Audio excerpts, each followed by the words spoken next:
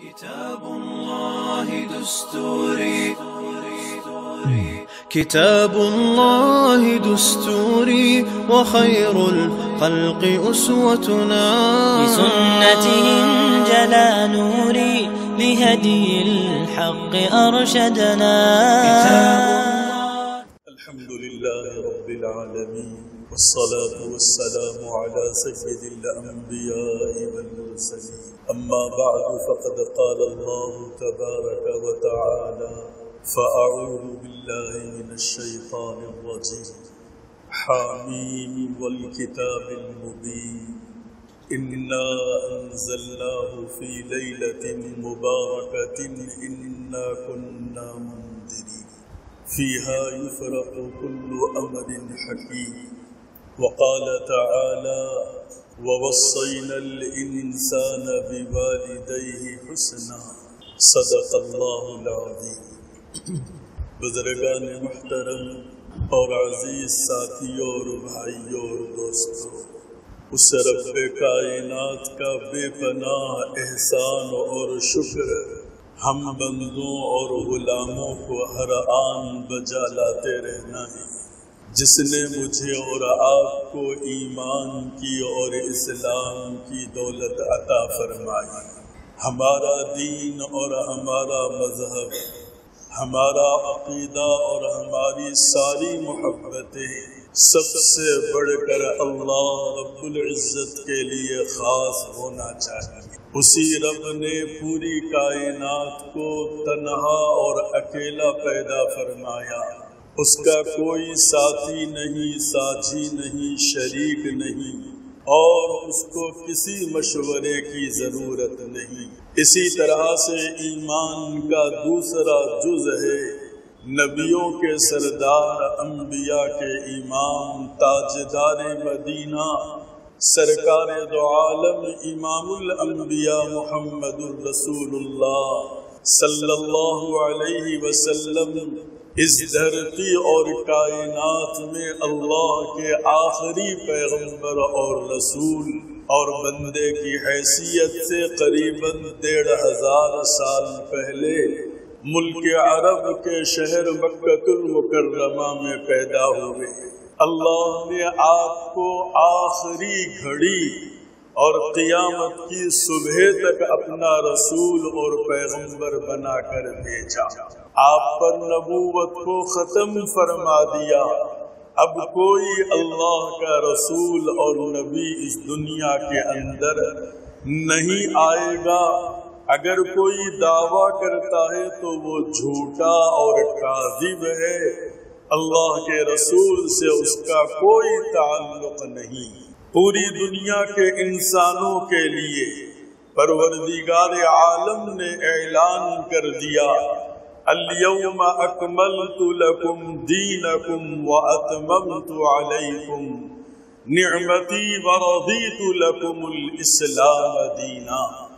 میرے اور آپ کے آقا اپنی نبوت کے 23 سال مکمل فرما رہے ہیں اور قرآن مجید کا اختتام ہو رہا ہے، اب وحی کا سلسلہ بند ہونے جا رہا ہے۔ اللہ رب العزت نے ان آخری آیتوں میں سے اس آیت کو بھی اتارا اليوم اکملت لکم دینکم واتممت علیکم نعمتی ورضیت لکم الاسلام دینا۔ یہ ایک اٹل فیصلہ رب نے آسمان سے اتارا اور پوری کائنات کو اور ہر زمانے ہر دور کے بندوں کو اور قیامت تک آنے والے انسانوں کو بتلا دیا کہ دیکھو اب تمہارے اللہ کی بارگاہ میں اگر کوئی پسندیدہ، کوئی اللہ کو راضی کرنے والا مذہب اور دین ہے تو وہ صرف اسلام ہے۔ اسلام کے علاوہ اب کوئی دھرم اور کوئی مذہب اور کوئی شریعت آسمان پر قبول نہیں کی جائے گی۔ اور اللہ نے فرمایا کہ اے میرے بندو، میں تمہارا مہربان ہوں، میں تمہارا کریم مالک ہوں، میں تم پر ہر وقت اپنی نعمتوں کو برساتا رہتا ہوں، اور میں نے تمہارے لیے ایک پیارا اور پاکیزہ اور مبارک دین منتخب کیا ہے، اسی کا نام ہے اسلام، اسی کا نام ہے شریعت محمدی، اسی کا نام ہے اللہ کا وہ آخری دھرم اور دین جس کو قرآن کے اندر اللہ نے بتلایا، ان الدین عند اللہ الاسلام۔ اللہ کی بارگاہ میں اور اللہ کی عدالت میں اگر کوئی پسندیدہ دھرم اور مذہب ہے تو اب وہ صرف اسلام ہے، اور اسلام ہی کے اندر تمہاری نجات ہے، تمہاری راحت اور سکون ہے، تمہاری دونوں جہان کی کامیابی ہے، اور تمہاری ساری خوشیاں اللہ نے اسلام کے اندر رکھی ہیں۔ اسلام ہی وہ دین اور مذہب ہے جو تمہارے گھروں میں سکون لا سکتا ہے، جو تمہاری زندگیوں میں سکون پہنچا سکتا ہے، جو تمہاری اولاد کو فرشتوں سے آگے بڑھا سکتا ہے۔ وہی ایک ایسا مذہب اور دین ہے جو دونوں جہان کے لیے اللہ نے تمہارے لیے منتخب فرمایا۔ تو میرے دوستوں اور بزرگوں، اللہ نے فرمایا اليوم اکملت لکم دینکم، آج میں نے دین کو مکمل کر دیا، وَأَتْمَمْتُ عَلَيْكُمْ نِعْمَتِي، اور مکمل کر دیا اس دین کو میں نے۔ اب اس کے اندر کوئی اجازت نہیں کہ اب دین مکمل ہونے کے بعد کوئی اپنی طرف سے اس کے اندر چیزوں کو شامل کرے یا اس کے اندر خلط ملط کرے، اس کو گھٹائے یا بڑھائے، اب کسی کو اجازت نہیں ہے۔ وَأَتْمَمْتُ عَلَيْكُمْ، یہ جملہ قرآن کا اشارہ کر رہا ہے اور بتلا رہا ہے میں نے کامل اور مکمل کر دیا دین اسلام کو تمہارے لیے۔ وَرَضِيتُ لَكُمُ الْإِسْلَامَ دِينًا، اور آگے جملے میں فرمایا کہ یہی وہ دین اور مذہب ہے جس پر میں راضی ہوں اور میں خوش رہتا ہوں۔ جو بندہ اور بندی، جو جوان بوڑھا اس دین کے اوپر زندگی گزار کر میرے پاس آئے گا، میں ان سے راضی اور خوش رہتا ہوں، اور ان کے لیے میں نے ابد الآباد والی نعمتوں کو سجایا ہے۔ تو میرے دوستوں اور بزرگوں، ایسا پیغام جو صاف اور شفاف ہو، جس کے اندر کوئی گنجھلک نہ ہو، جس کے اندر کوئی شبہ نہ ہو، جس کے اندر کوئی کجی نہ ہو، کوئی کمی باقی نہ رکھی گئی ہو، اور اللہ کی طرف سے صاف طور پر بتلا دیا گیا ہے۔ ہم غلاموں کو کا تقاضا کیا ہونا چاہیے؟ ہم اس کو خوشی خوشی قبول کر لیتے، اپنی آنکھوں سے لگاتے، اپنے سینے سے لگاتے، اور دین اسلام کو اپنے سر کے اوپر رکھتے اور اس کے اوپر جینے مرنے کا فیصلہ کرتے، جیسے اللہ نے ایک جگہ تقاضا فرمایا۔ اللہ نے فرمایا ان صلاتی ونسکی ومحیای ومماتی للہ رب العالمین، میرا جینا اور میرا مرنا، میری نماز اور میری قربانی للہ رب العالمین، اللہ رب العالمین کے لیے خاص ہے۔ میں نے اس پر اپنے آپ کو قربان کر دیا، اور میں نے اپنی جان کو اس کے حوالے کر دیا۔ میں اللہ کے دین پر راضی ہو چکا، اور اللہ ہی کے لیے میں جینا چاہتا ہوں، اور اللہ ہی کے لیے میں مرنا چاہتا ہوں۔ اللہ رب العزت ہم سے یہ مطالبہ کرتے ہیں، ایسا پختہ اور ایسا مضبوط دین ہم سے چاہتے ہیں کہ تمہارا ہر لمحہ میرے لیے ہو، تمہاری زندگی کا ایک ایک لمحہ اور گھڑی میرے لیے قربان ہونے والی، اور میرے لیے اپنے آپ کو پیش کرنے والی ہو۔ میرے دوستوں اور بزرگوں، انہی جذبات کا سیزن اور انہی جذبات کا اب بازار ماہ رمضان کا اللہ رب العزت نے چند دنوں کے بعد ہم کو میسر فرمائیں گے۔ ماہ رمضان کیا ہے؟ اپنے اللہ کو راضی کرنے کا ایک سیزن ہے، اللہ کو معافی مانگنے کا، اللہ کے حضور اپنے گناہوں کی تلافی کروانے کا اور اپنے جرموں کا اعتراف کر کے رب کے حضور نادم اور شرمندہ ہونا، اپنا ماتھا اور سر اللہ کے حضور ڈالنا، رات اور دن اللہ کے حضور اپنے آپ کو حوالے کر دینا اور اس پروردگار کو راضی کرنے کا اہتمام کرنا۔ اسی ماہ رمضان سے پہلے شعبان کا مہینہ جس کے بارے میں ہم نے سنا ہے، آقا نبی کریم صلی اللہ علیہ وسلم ارشاد فرماتے ہیں شعبان میرا مہینہ اور رمضان اللہ کا مہینہ۔ صحابہ ارشاد فرماتے ہیں ہم اپنے آقا کو شعبان کے مہینے میں کثرت سے روزوں کا اہتمام کرتے ہوئے دیکھا۔ ماہ رمضان کے علاوہ پورے سال میں اگر اللہ کے پیغمبر روزوں کا اہتمام فرماتے تو وہ شعبان کے روزوں کا اہتمام فرماتے۔ جانثار صحابہ آپ کے پروانوں نے بھی روزوں کا اہتمام کیا تو آپ نے ان کو منع فرمایا، روک دیا، اور خاص طور پر رمضان سے 2-4 دن پہلے روزہ رکھنے سے آپ نے اپنے پیاروں کو، پروانوں کو روک دیا، اس لیے کہ رمضان میں کوئی کمزوری اور کوتاہی نہ ہو جائے، رمضان کے اندر چستی باقی رہے، صحت باقی رہے، اسی لیے آپ نے رمضان کے شروع ہونے سے عین پہلے روزے رکھنے سے اپنے پیاروں کو منع فرمایا۔ لیکن پیارے آقا کا عمل کیا تھا کہ ماہ شعبان کے اکثر دن آپ روزوں کا اہتمام فرمایا کرتے۔ میرے دوستوں اور بزرگوں، اسی مبارک مہینے سے پہلے اللہ نے ایک رات 15ویں شعبان کی رات رکھی ہے۔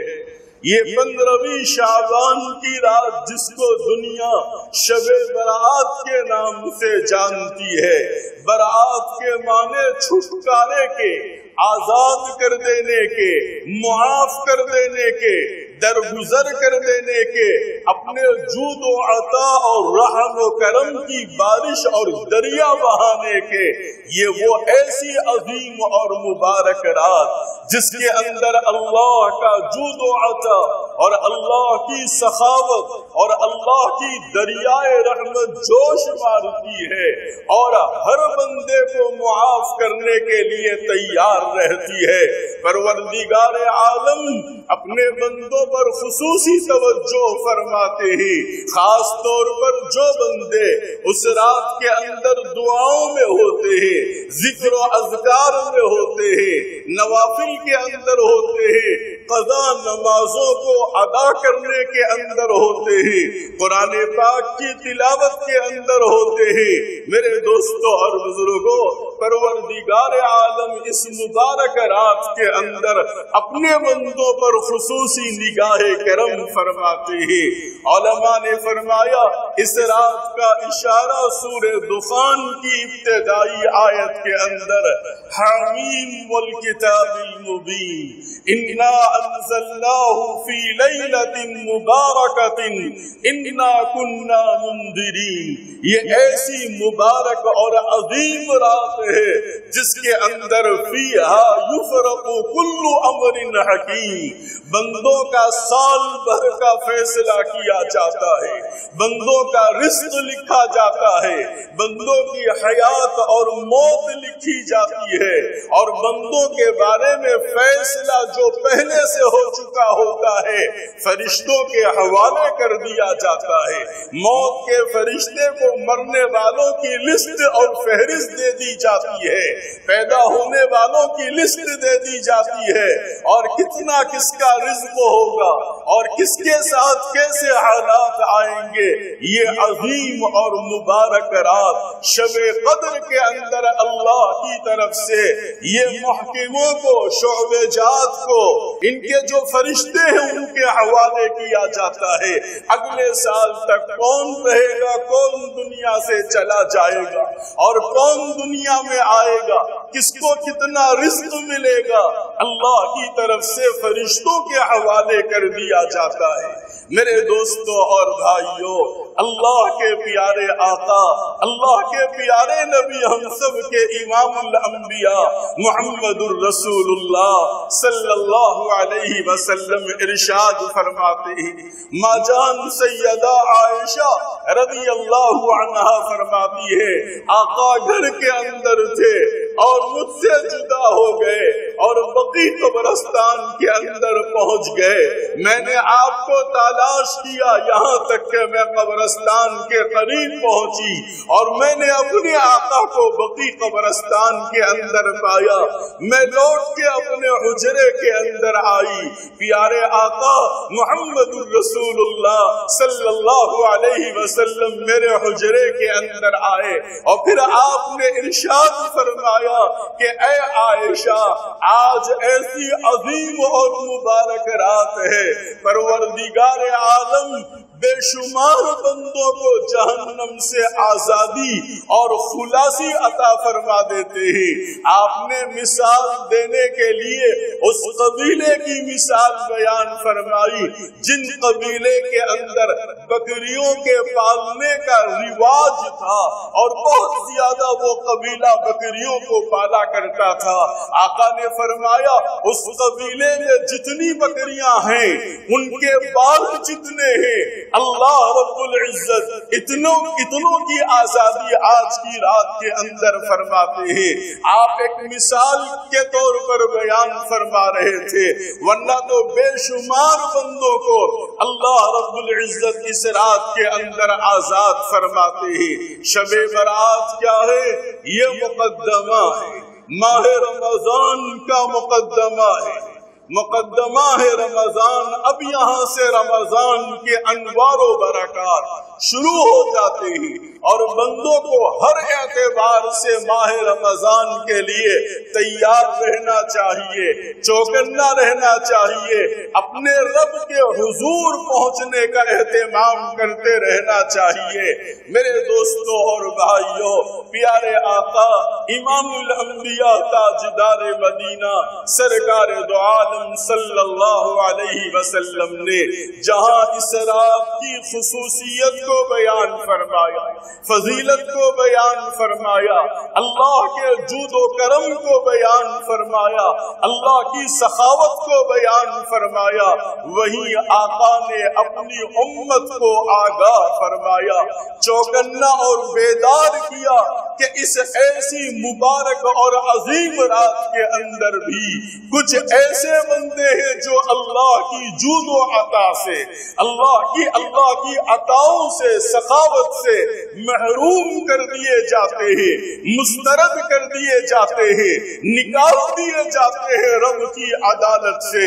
آقا نے ارشاد فرمایا وہ کون بندے ہیں جو ایسی عظیم اور مبارک رات کے اندر بھی اللہ کی نظروں سے گرا دیے جاتے ہیں, اللہ کی عطا سے محروم کر دیے جاتے ہیں, اللہ کی سخاوت سے ان کو دور کر دیا جاتا ہے.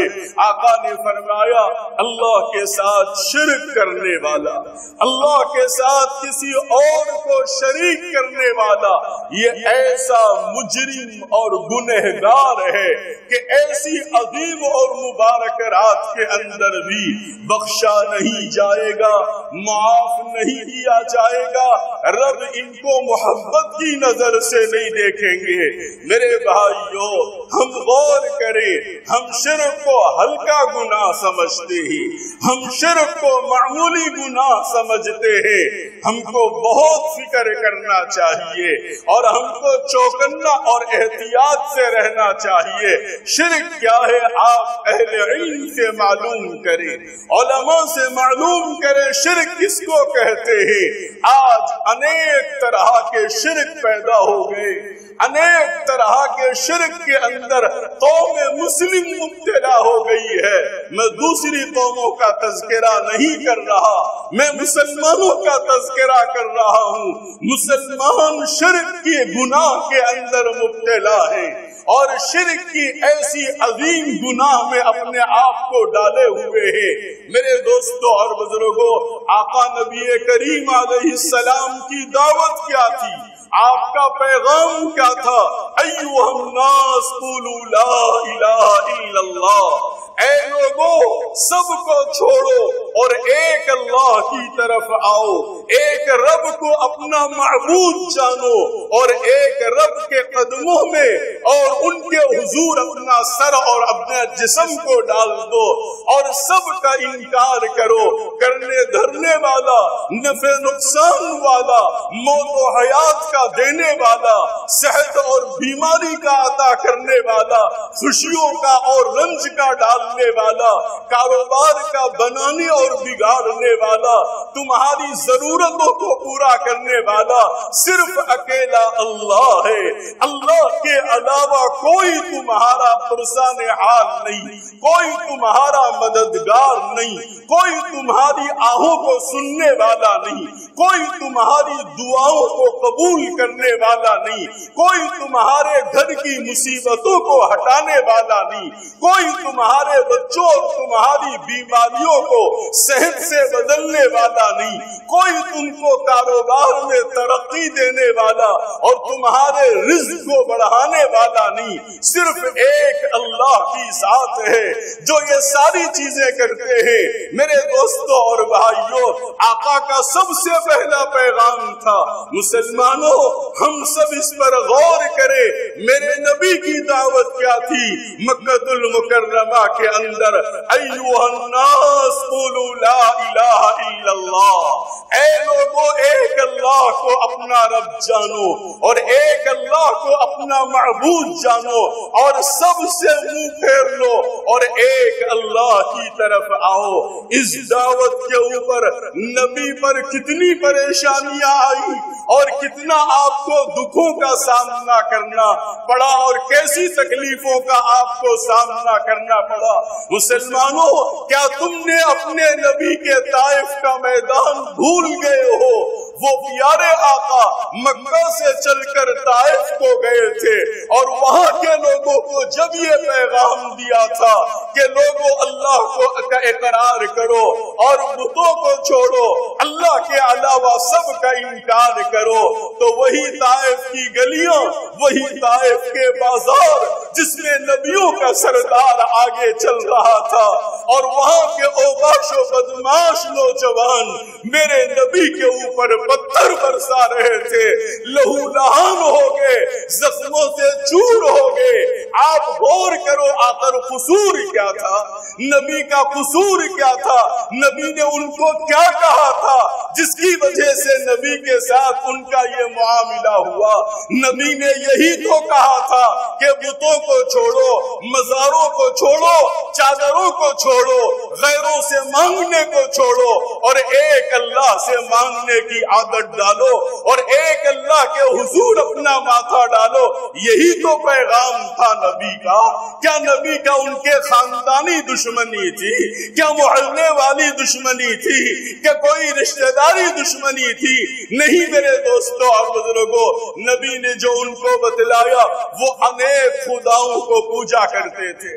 اب نام بدل گئے، مسلمان قبروں پہ جائیں، مسلمان چادروں پر جائیں، اللہ کو چھوڑ کر نظر و نیاز کہیں سانپوں کے پٹوں کی کرے، کہیں درختوں کی کرے، کہیں چبوتروں کی کرے، کہیں کسی بزرگ کے مزار کے اوپر کرے۔ مسلمانوں تم بتلاؤ پیغمبر سے بڑھ کے کون بزرگ ہو سکتا ہے؟ جب اس نبی کے قبر کی زیارت، نبی نبی کے قبر کے اوپر زیارت اور منتیں نہیں مانگی جاتی، اور اس نبی کے قبر پر جب سجدے نہیں کیے جاتے، اس نبی کے قبروں پر چادر ڈال کر وہاں اولادیں نہیں مانگی جا سکتی، تو غور کرو پیارے نبی کی قبر پر جب اس کی اجازت نہیں ہے تو بعد والوں کی قبر پر کیسے اجازت ہوگی؟ بعد والے لوگوں کی قبر پر کیسے اجازت ہوگی؟ پیارے پیغمبر نبیوں کے سردار ہے، انبیاء کے امام ہے، اور پوری دنیا کے علماء کا اس بات پر اتفاق ہے، اللہ کی کرسی جو عرش کی کرسی کہا جاتا ہے، جس کو قرآن نے کہا اللہ لا الہ الا هو الحی القیوم لا تأخذه سنة ولا نوم له ما في السماوات وما في الأرض من ذا الذي يشفع عنده إلا بإذنه يعلم ما بين أيديهم وما خلفهم ولا يحيطون بشيء من علمه إلا بما شاء وسع كرسيه السماوات والأرض۔ یہ آیت الکرسی تیسرے پارے کے اندر بہت بڑی بابرکت والی آیت ہے، جس کے اندر اللہ نے اپنا خلاصہ بیان فرمایا، اللہ نے اپنا تعارف بیان فرمایا، اللہ نے اپنی قدرت کا اظہار فرمایا۔ اللہ وہ ذات ہے، ارے تم بھی اللہ کا کلمہ پڑھتے ہو، دوسروں کا بھی نام لیتے ہو، جان لو اللہ کی ذات کس کو کہا جاتا ہے؟ اللہ لا الہ، اللہ وہ ذات ہے، اس کے علاوہ کائنات کا ایک ذرہ اور ایک پتا اور ایک ذرہ کوئی ہلا نہیں سکتا، کوئی بنا نہیں سکتا، اور کوئی درخت سے گرا نہیں سکتا۔ اللہ لا الہ الا هو الحی القیوم۔ اگلے جملے میں فرمایا وہ حی ہے، وہ سویا ہوا نہیں ہے، وہ قبروں میں مٹی کے نیچے دبا ہوا نہیں ہے، وہ آسمانوں میں چھپا ہوا نہیں ہے، وہ سمندر کی تہوں میں نہیں ہے۔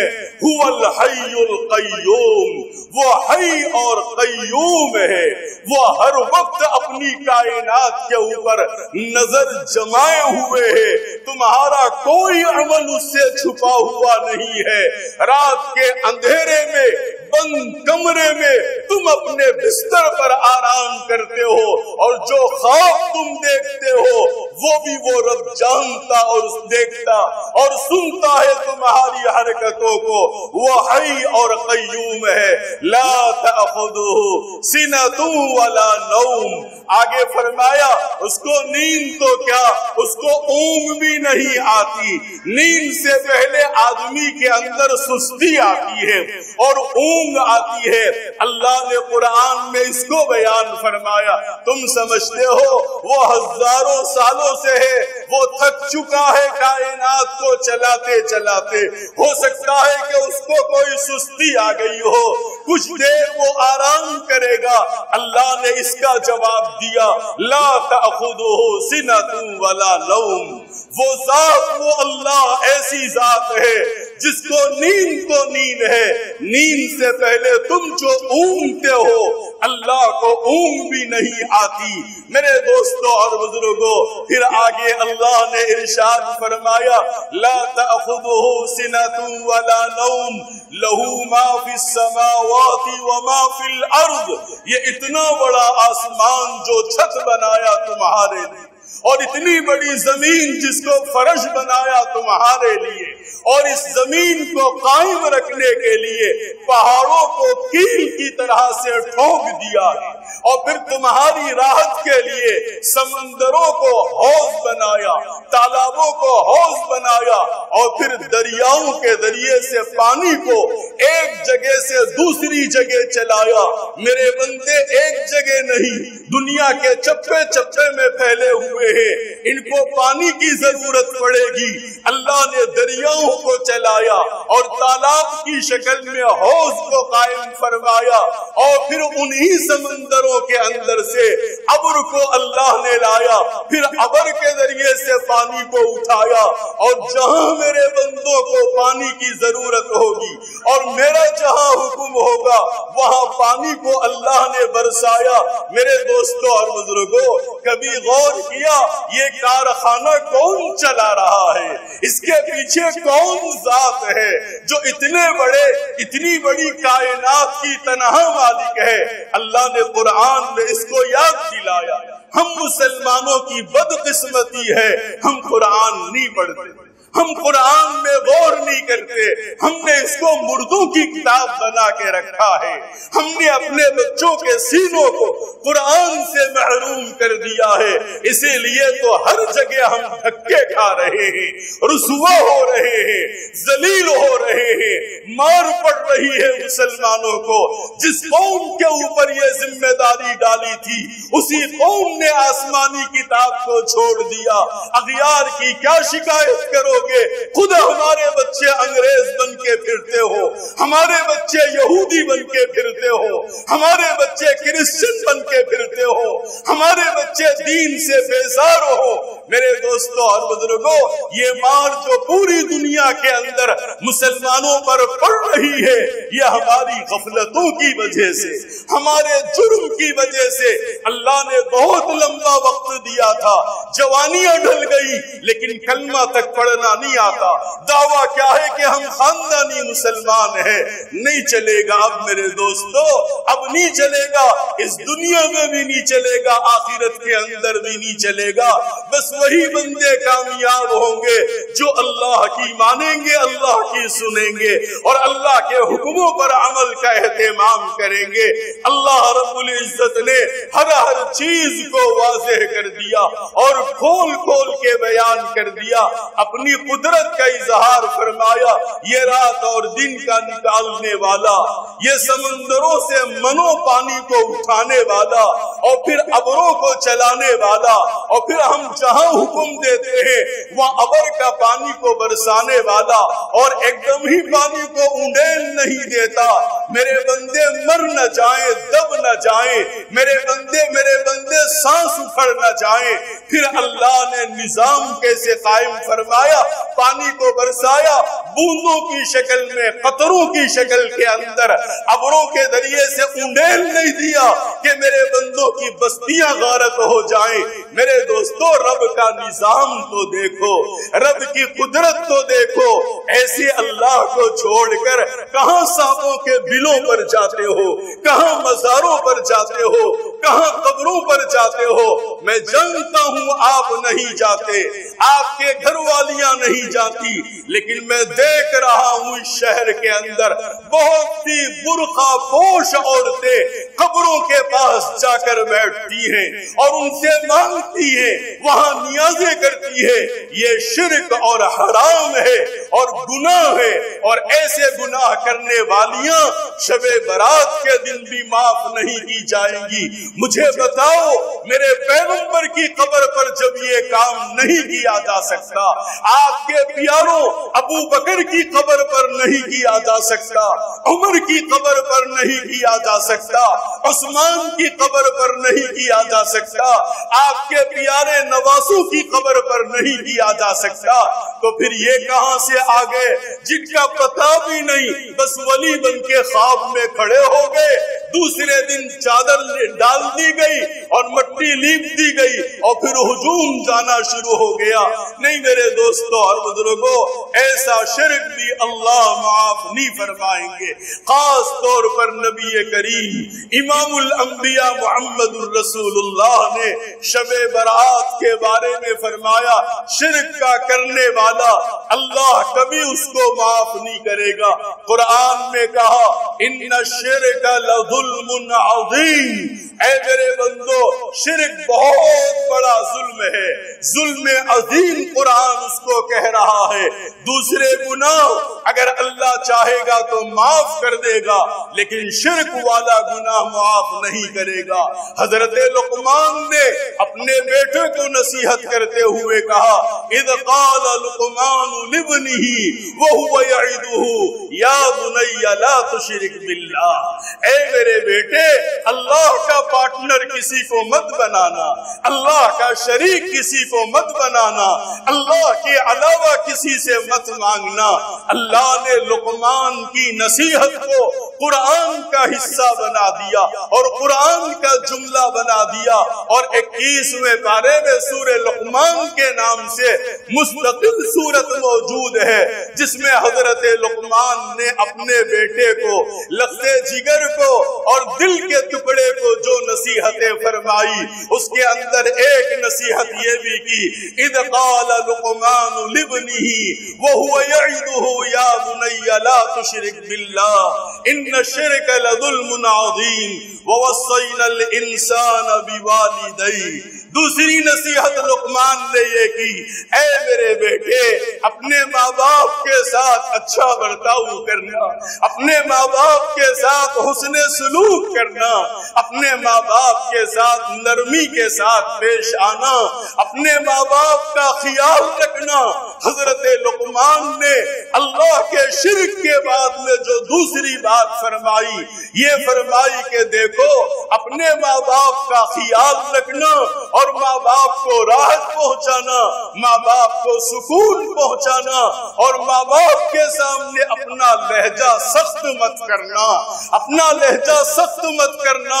وہ بڑھاپے کو پہنچ گئے، ان کی ہڈیاں کمزور ہو گئی، ان کے بدن کمزور ہو گئے، وہ جھنجھلا جاتے ہیں اور تم سے ایک بات کو 2 دفعہ پوچھتے ہیں، تم بیزار ہو جاتے ہو۔